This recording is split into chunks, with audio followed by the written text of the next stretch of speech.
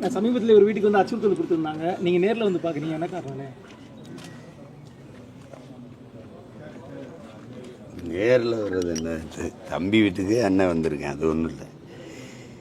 இல்லை பொதுவாக வந்து ஒரு கருத்தை எடுத்து வச்சா அதுக்கு மாற்று கருத்து இருந்தால் அந்த கருத்தை நாங்கள் எப்படி தெரிவித்தோமோ அது மாதிரி நீங்கள் தெரிவிக்கணும். அதுதான் கண்ணியமிக்க அரசியல், அதுதான் ஜனநாயகம். அதை விட்டுட்டு வீடுகளுக்கு ஆளுகளை அனுப்பி அநாகரிகமாக பேசுவது, திட்டுவது. அவரும் இல்லை, அவங்க வீட்டில் யாரும் இல்லாத நேரத்தில் இவ்வளவு குடியிருப்புகள், இவ்வளவு மக்கள் அடர்ந்து வாழ்கிற ஒரு குடியிருப்பு பகுதியில் பல பெண்களை அனுப்பி, ஆட்களை அனுப்பி கேட்கக்கூடாத தகாத ஆபாச வார்த்தைகளில் பேசி திட்டி, இந்த மாதிரி அணுகுமுறை எப்படி இருக்குன்னு பாருங்க. இது இன்றைக்கி நேற்று இல்லை, நீண்ட காலமாக இவங்க ஆட்சியில் நடக்குது. இன்றைக்கி தம்பி முத்து ரமேஷ் வீட்டில் நடந்தது, அன்றைக்கி தம்பி சவுக்கு சங்கர் வீட்டில் நடந்தது. என் வீட்டுக்கு முற்றுகை வந்தாங்க. இதில் என்னென்னா, இது காவல்துறைக்கு தெரியுமா தெரியாத தெரியும்.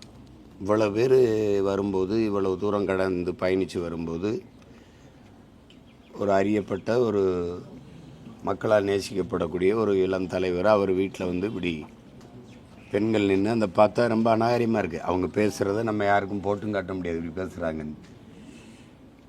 அந்த மாதிரியான அணுகுமுறை நல்லா இல்லை. ஒரு அரசு இதை எப்படி அனுமதிக்குது? அவங்களுக்கு தெரியாமல் நடக்குதா? அங்கேயே தடுத்து இந்த மாதிரி இல்லை, நீங்கள் போங்கன்னு சொல்லியிருக்கணும். அந்த செயலை செய்கிறதுக்கு ஒரு தலைவர் ஊக்கப்படுத்துவது, அவர் வகிக்கிற பொறுப்புக்கு அது அழகா? நீங்கள் அதிகாரத்தில் இருக்கிற கட்சிகளோட தயவில் இருக்கிறீங்க, அவங்களோட கூட்டணியில் இருக்கிறீங்க, நீங்கள் செய்கிற இந்த செயலை அந்த ஆட்சி ரசிக்குதா? அப்படி இப்போ நான் வர்றேன்னு யாருக்கும் சொல்லவும் இல்லை. இவ்வளவு காவலர்கள் நிற்கிறாங்க. அப்போ அவ்வளோ பேர் கூட்டம் வந்து பேசும்போது சரி வந்தாலும் உடனே நீங்கள் அப்புறப்படுத்தியிருக்கணும்ல. இப்போ அவர் வீட்டில் மட்டும் திட்டலை, மொத்த பேர் இவ்வளோ பேர்லாம் என்ன நினைப்பாங்க? அரசியல் ரீதியாக இது போன்ற கருத்துக்களை முன்வைக்கும் போது தனியாக வசிக்கக்கூடிய வீடுகளுக்கு வந்து இது போன்ற நடவடிக்கையில் ஈடுபடுறது வந்து ஒரு அச்ச உணர்வை ஏற்படுத்தாதான்?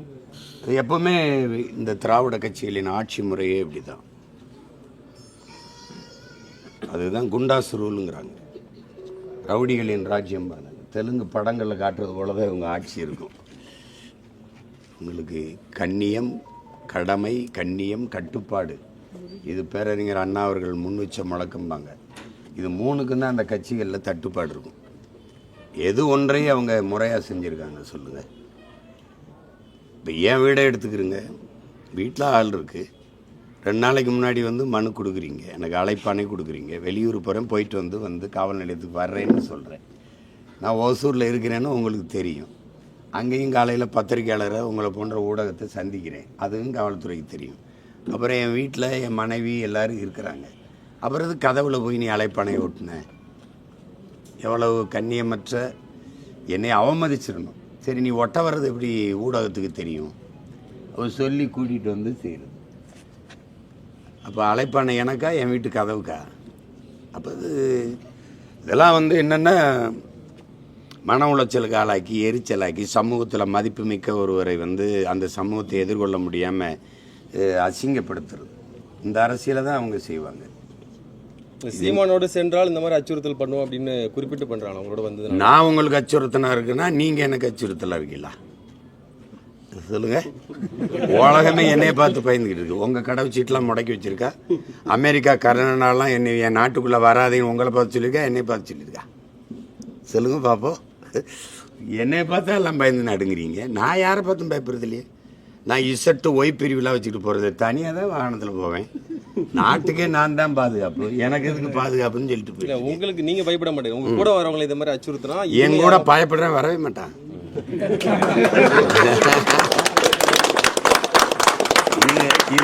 இது வந்து கோழைகளின் கூடாரம் இல்லை, வீரர்களின் இது பெருங்கூட்டம். இது அதெல்லாம் நாங்கள் அதுக்கெல்லாம் பயப்படலை. இவங்க தான் சொல்லுவாங்க, பணங்காட்டு நரி சலசலப்புக்கு அஞ்சாதுன்னு. அவங்களுக்கு தெரியாது நான் பணங்காடே நான் தான். நான் வன்னிக்காட்டு புலி, நான் பணங்காட்டு நரியெல்லாம் கிடையாது. அதனால் சும்மா அப்படியே அஞ்சுவதும் அடிபணிவதும் எங்கள் பரம்பரைக்கே கிடையாது. சும்மா அவங்க நான் எங்களை அப்படி பேசுகிறதுல அவங்களுக்கு ஒரு மகிழ்ச்சி இருக்குன்னா சரி பேசிட்டு போடா அப்படி தான் நாங்கள் நினச்சிக்கிறோம். அதுதான் இல்லை, அது அப்படி பயப்படுற ஆளுங்க மாதிரி தெரியுதா எங்களெல்லாம் பார்த்தா? ஆனால் கல் உணவுப் பொருள் என்று கூறுகிறாரு, 3 வேளை அதை சாப்பிட முடியுமா? அது தடை செய்யப்பட்டதுன்னு கம்யூனிஸ்ட் சண்முகம் சொல்கிறார். தயவுசெய்து கொடுங்க, நான் சாப்பிட்றேன். ஐயா சண்முகம் ஐயாட்ட அவங்க கட்சி ஆளுதில்ல அறியல, கம்யூனிஸ்ட் கட்சி, அங்கே போய் ஐயா பினராயி விஜயன் சொல்லிட்டு வர சொல்லுங்க. இதெல்லாம் சும்மா குழந்தைகளுக்கு கொடுப்பாங்களா அப்படின்னு. ஒவ்வொரு மனிதனுக்கும் வாழ்க்கையில் முக்கியமான ஒன்று, ஒரு பெரு நிகழ்வு, ஒரு முக்கியமான நிகழ்வுங்கிறது திருமணம். எப்படியும் திருமணம் நடத்தி வைப்போம். அப்போ குழந்தைக்கு பண்ணி வைப்பீங்களான்னு கேட்பீல? என்ன சொல்லுங்க. நான் மாட்டுக்கறி விரும்பி திம்பேன், என் மகனுக்கு என் மாவீரனுக்கு நீ மாட்டுக்கறி ஊட்டுவியா? இதெல்லாமா ஒரு கேள்வி? பெரிய புத்திசாலித்தனமாக கேள்வி எழுப்புது. சீமான் உன் மகனை வந்து பணம் பெற ஏறவில்லை பைத்துக்காரப்பல என்ன இப்போ ஏறுறதுங்க? அவை நினச்சா ஏறுவா. பணம் ஏறுறது அவ்வளோ காலமாட. ஆனால் கருப்பட்டி காஃபி குடிக்கும்போது நாக்கு எழுத்து வச்சு அறுக்கணும்ல. இப்போ கருப்பட்டி காஃபி கிடைக்கும் இங்கே, அது ஏன் இப்படி ஒருத்தன் கிளம்பியிருக்காங்க பாருங்க. எங்கே பொருளாதாரம் இருக்குது? என்னமோ நேற்று நாங்கள்லாம் பனையை கண்டுபிடிச்சி அதில் கல் 17 கண்டுபிடிச்ச மாதிரியே பேசிட்டுக்கிறான்.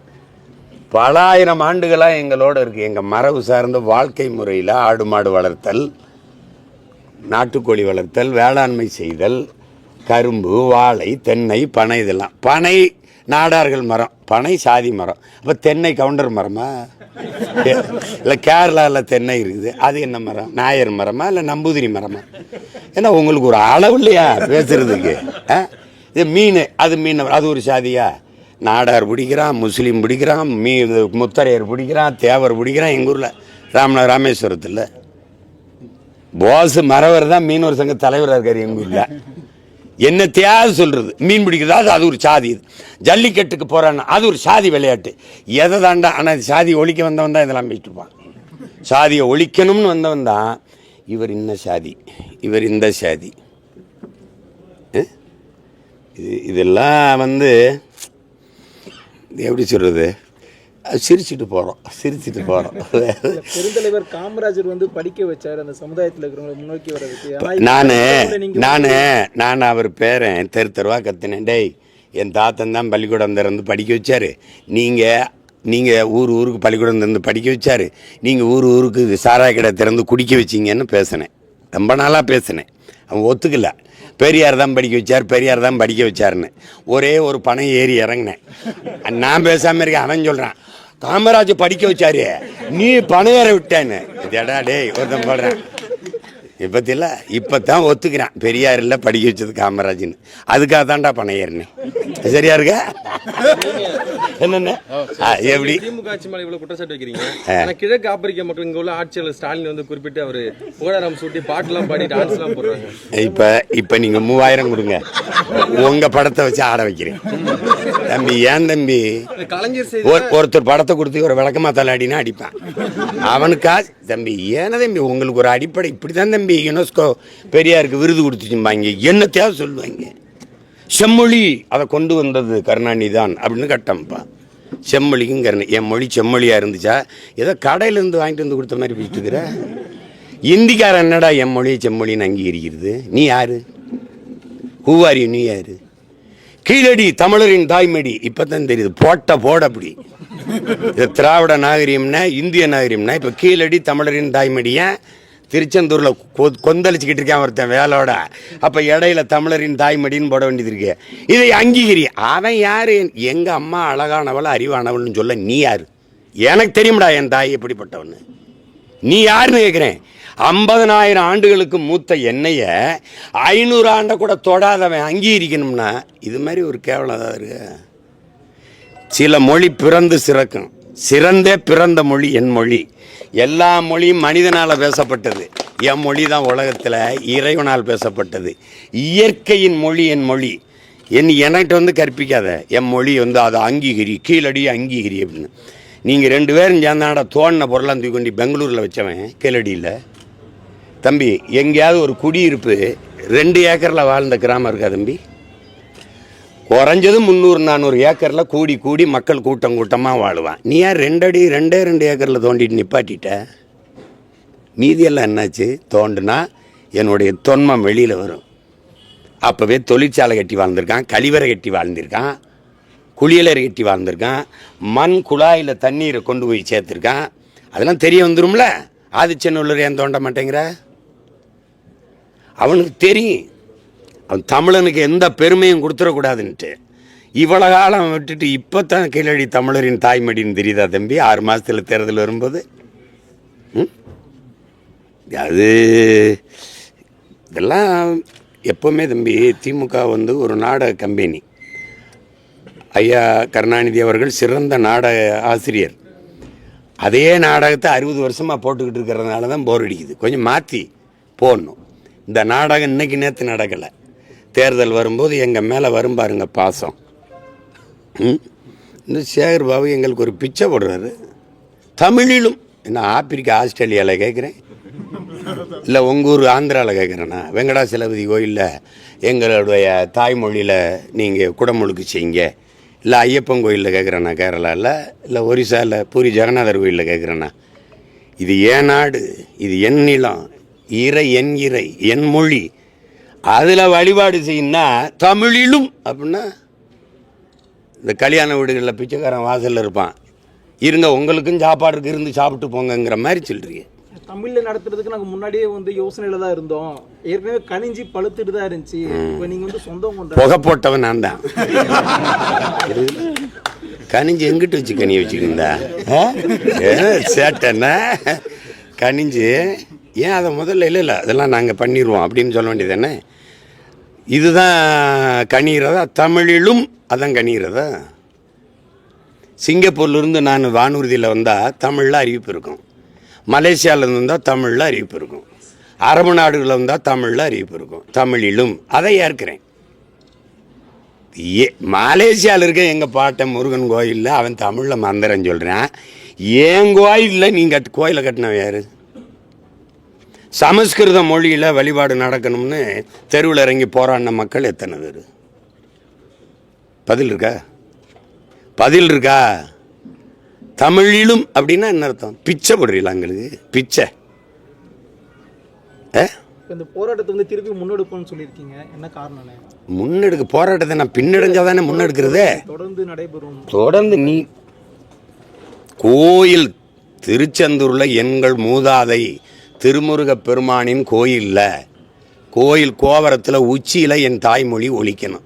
ஒலிக்குமா இல்லையா? அதான் கேள்வி. நீ சும்மா ஒரு அரங்கத்தில் உட்காந்துக்கிட்டு ஓதுவார வச்சு கந்தர் அனுபூதி பாடுவேன், நான் திருப்புகளை பாடுவேன், திருமுருகாற்றுப்படை இப்போ பன்னீர் திருமறை ஓதுவேன். அது ஓதாமல் போ. மேலே கோபுர உச்சியில் இருக்க கலசத்தில் என் தாய்மொழி ஒலிக்குமா ஒலிக்காத? இதுதான் பேச்சுப்ப. அதானே கேள்வி. 76 குண்டத்தில் எத்தனையில் என் தாய்மொழியில் நீ ஓதுவ தானே? கும்பாபிஷேகம் தானே. ஒருத்தன் வந்து போட்ட ஓடல குடம் முழுக்கு எப்படி நன்னீராட்டுன்னு வார்த்தை எங்கே எப்போ பேசுனீங்க? நன்னீராட்டு அது வரைக்கும் நன்னீராட்டிலே கும்பாபிஷேகம் தான். திருக்குடம் முழுக்கு நன்னீராட்டெலாம் எங்கேருந்து வந்தது? எங்கேருந்து வந்தது? நாம் தமிழர் கட்சி முன்னெடுத்து. அதனால் அது அவர் ஏதோ எசமா நினச்சிக்கிட்டு இருக்கார் ஐயா சேகர் பாபு ஐயா, அமைச்சர் பெருமகன். அறநிலைத்துறையை இன்னும் 1000 ஆண்டுக்கு அவர் கையிலே இருக்குன்னு நினச்சிட்டு இருக்காருல. அப்படி தானே? திருவண்ணாமலையை வந்து நீங்கள் எல்லாம் சேர்ந்துக்கிட்டு ஆந்திராவில் ஒரு மாவட்டமாக்கி விட்டேன். பேருந்து நிலையத்திலிருந்து இந்தி, இங்கிலீஷு, தமிழ், தெலுங்கு. அதுக்கு எதுக்கு தெலுங்கில் எதுக்கு இங்கே வருது? எதுக்கு தமிழில் இருக்கணும்? ஒரு பொது மொழியாக எல்லாருக்கும் தொடர்பு மொழியாக ஆங்கிலம் இருக்குது, அதோட விட வேண்டியது தானே. பேருந்து நிலையம் வரைக்கும் அங்கே கிரிவலத்தில் முழுக்க கடைபுறம் யார் வச்சுருக்கா? எதுக்கு தெலுங்கில் விளம்பர பலகை வருது? எதுக்கு வருது? எதுக்கு வருது?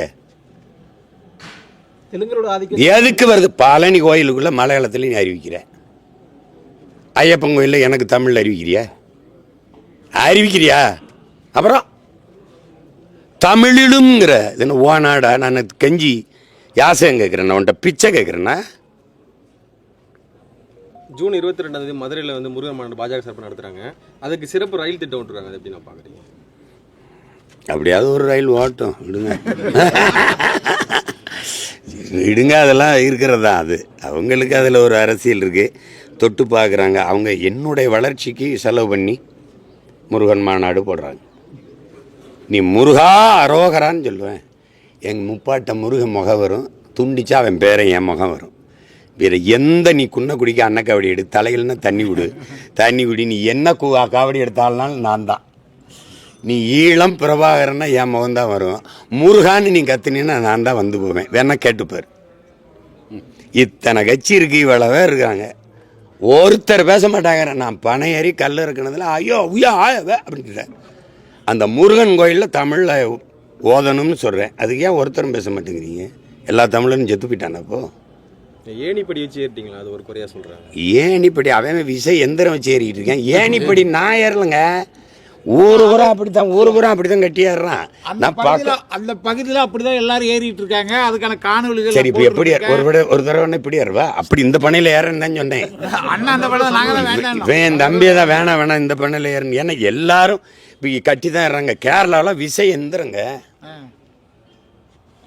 இதில் என்னமோ ஏற பயந்த மாதிரி பேசிக்கிட்டு ஒரு பனையிலேருந்து இன்னொரு பனை தாவிலாம் போன கிளம்பலாம். ஏறன்னா இவங்க தான் வேணாம்னா என்ன வேணாம்னா இதில் போங்கண்ணா என்ன. இப்போ மதுரைக்கு போகணும்னு முடிவு பண்ணிட்டேன். நான் தொடர் வண்டியில் போகிறேன், பேருந்தில் போகிறேன், விண்ணூர்தியில் போகிறேன். மதுரைக்கு போனேன்னா இல்லையா? நீ ஏறு, ஒன்று முடிவாஞ்சு காட்டு, கொண்டையில் ஏறி காட்டு. வாங்க எவனா ஒருத்தன் ஏறிட்டு சொல்லு பார்ப்போம். தம்பி ஏறி தொட்டுட்டு கீழே இறங்கலாம் தம்பி. அங்கே முடிவாஞ்சு நிற்கணும்ல, கொண்டை கட்டாத மரத்தில் ஒரு தடவை நின்று காட்டு. நின்று கீழே கொஞ்சம் தரையை பாரு முதல்ல. அப்புறம் தெரியும் நான் யாருன்னு. சும்மா தான் பேசிட்டுருப்பேன். அவனுக்கு ஒன்றும் வைத்தறிச்சல் இல்லை. இந்த சாரா வியாபாரத்தை கெடுத்து போகிறான் போல் இருக்க என் பார்க்குற வேலை. நீங்கள் திறக்க மாட்ட, நீ கோயிலில் குடமுழுக்கு என் தாய்மொழியில் சொல்ல மாட்ட. இது எத்தனை நாளைக்கு நடந்துடும்? திமுகவே இன்னொரு 50 வருஷத்துக்கு ஆட்சியில் இருக்குமா? அப்படிதான் நினச்சாங்க என்னை முதல் வரும்போது. இவன்லாம் ஒரு ஆளா? 234 தொகுதியிலையும் போட வந்ததில்ல, 234 பேர் இருக்கானா அப்படின்னு கேட்டேன். என்னென்னமோ பண்ணி பார்த்தேன். இப்போதைக்கு எங்கே எந்த பக்கம் போய் கூட்டணி சேர்ந்து நம்மளை காலி பண்ணிடுவானோ துடிச்சிக்கிட்டு இருக்குது. பதைந்துட்டு கிடக்குறீங்க. இதெல்லாம் இல்லை, பேசுகிறவங்க பேசிட்டு இருப்பாங்க. இப்போ ஆடு மேய்க்க போகிறேன், இப்போ அதை எந்த சாதியில் சேர்ப்பீங்க என்னைய? இதெல்லாம் ஒரு கொடுமை. உனக்கு வன பாதுகாப்பு சட்டத்தில் என் மலையை அறுத்து, என் தாயின் மாரை அறுத்து ரத்தம் குடித்து கல்குவாரி எம்சாண்டுன்னு நொறுக்கி விற்ப. என்னுடைய ஆடும் மாடும் அடிவாரத்தில் மேய்ஞ்சிடக்கூடாது. உனக்கு என்ன எவ்வளவு கொழுப்பு? ஆவின் பால் விற்ப. அந்த பால் நிறுவனத்தில், ஆவின் பால் நிறுவனத்தில் வேலை செய்கிறவங்களாம் கவர்மெண்ட்டு வேலை, அரசு எம்ப்ளாய். அப்படி தானே சொல்கிற? எங்கள் தாத்தா மாதாவரத்தில் ஒரு பால் பண்ண தொடங்கினான்ல காமராஜ், அதில் வேலை பார்த்தோம்லாம் அரசு பணியா இல்லையா? ஏன் முன்ன அதை மூடிட்டு டாஸ்மார்க்கில் சரக்கு ஊற்றி கொடுக்குறவங்களாம் கவர்மெண்ட் வேலையை வச்சுருக்கேன். இல்லை எம்பிஏ எம்எஸ்சி படித்தவன் வந்து வேலை செஞ்சுக்கிட்டு இருக்கேன். சாராயம் ஊற்றி கொடுக்குறத விட கேவலமாக போயிடுச்சா? சரி, நீ பால் விற்கிற மாடுங்க, ஆவின் பால் விற்குதுலண்ட அரசு. எங்க யாராவது இந்த கூட்டத்தில் கேட்கணும்ல? மாடு இல்லாமல் எப்படா இவ்வளோ பால் வருது? எத்தனை லட்சம் லிட்டர் பால் விற்கிற மாடுங்க. ஆனால் மாடு மேய்க்கணும்னா பழமைக்கு கூட்டிகிட்டு போகிறாப்புல. எல்லாரும் ஐஏஎஸ் ஆயிருங்கடா, எல்லாரும் ஐபிஎஸ் ஆயிருங்க, எல்லாரும் டாக்டர் ஆயிருங்க. டாக்டர் ஒரு நோயாளி வந்து உட்கார்ந்தவுடனே நீங்கள் மில்க் எடுத்துக்கணும், எக்கு சாப்பிட்ணும், வெஜிடபிள்ஸ் நல்லா சாப்பிட்ணும், ஃப்ரூட்ஸ் சாப்பிட்ணும், கீரை நல்லா சாப்பிடுங்க அப்படின்னு. அது எங்கேருந்து வரும் டாக்டர்? உங்கள் எக்கு மில்க்லாம் எங்கேருந்து வரும்? அது எங்கள் ஆத்தால் இப்போ மேய்ச்சாத்தாயம் வரும். இது ஒரு ஈன கூட்டம். உலகத்தில் பில்கேட்ஸு சாஃப்ட்வேர் இண்டஸ்ட்ரியின் பிதாமக 2,76,000 ஏக்கரில் அமெரிக்காவில் விவசாயம் பார்க்குறான். பில்கேட்ஸில் உங்களை மாதிரி ஊடகங்கள் போய் கேட்குது, என்ன பில்கேட்ஸ் எதுக்கு விவசாயம்னு? அங்கே தாண்டா நிரந்தர பொருளாதாரம் இருக்குது, அங்கே தாண்டா எல்லாருக்கும் வேலை கொடுக்க முடியுங்கிறேன். பில்கேட்ஸையே கேவலப்படுத்துகிறாங்க, நான் ஏமாத்துறேன். இவனெல்லாம் இங்கே பாருங்கள் தம்பி, ஒன்று தெரிஞ்சுக்கிறங்க தம்பி, நீ சந்திர மண்டலத்துக்கு சந்திராயனா அனுப்புகிற சயின்டிஸ்டுக்கு சாப்பாடை என் சம்சாரி தான் அனுப்பணும்.